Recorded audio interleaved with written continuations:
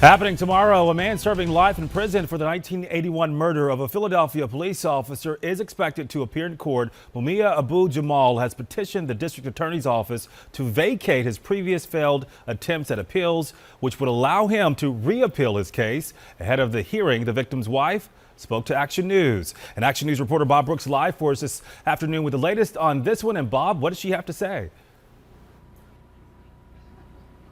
Yeah, Greg, I just spoke to Maureen Faulkner about an hour ago. She says she's been having to deal with court appeals and things like this for the last 30 years. She says it never gets easy, but she also says she'll never stop to keep Mumia Abu-Jamal behind bars.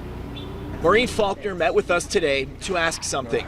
That's for Philadelphia DA Larry Krasner and his team to remember the pain she's endured for more than 30 years. I want to enjoy my life, but I never know when the phone's going to ring or I'm going to read a newspaper article that this case has once again come up. Faulkner is back in Philadelphia again for another court hearing. And it's for the man found guilty of shooting and killing her husband, Philadelphia police officer Daniel Faulkner, back in 1981. He's Mumia Abu-Jamal. Faulkner says reliving those moments never gets easy. And I remember being in the courtroom and seeing the holes in Dan's police jacket, where he must have been writhing from side to side trying to avoid the bullets. Abu-Jamal has always maintained his innocence, and through decades of trying to appeal, Abu-Jamal has become a symbol for groups seeking judicial reform. Well, now his legal team thinks they may have found a new way for an appeal after all these years. Mumia's legal team is now petitioning under the Post-Conviction Relief Act, or PCRA, arguing his rights were violated when trying to appeal his case numerous times because of state Supreme Court Justice Ronald Castile. Castile was a former Philadelphia district attorney, and as a prosecutor, he prevailed in getting the state Supreme Court to uphold Abu-Jamal's conviction. The defense will likely argue when Castile became a state Supreme Court justice, he showed bias towards Abu-Jamal, denying his legal challenges made in numerous appeal attempts.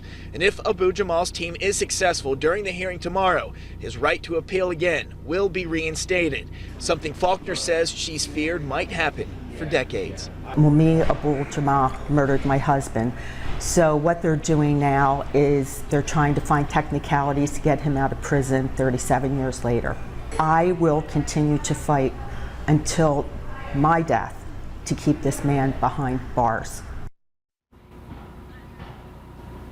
Now, Abu-Jamal had previously been sentenced to death, but that has since changed to life in prison without parole. And again, that hearing is set for tomorrow, right here in Center City. Now, reporting live in Center City, Bob Brooks, Channel 6, Action News.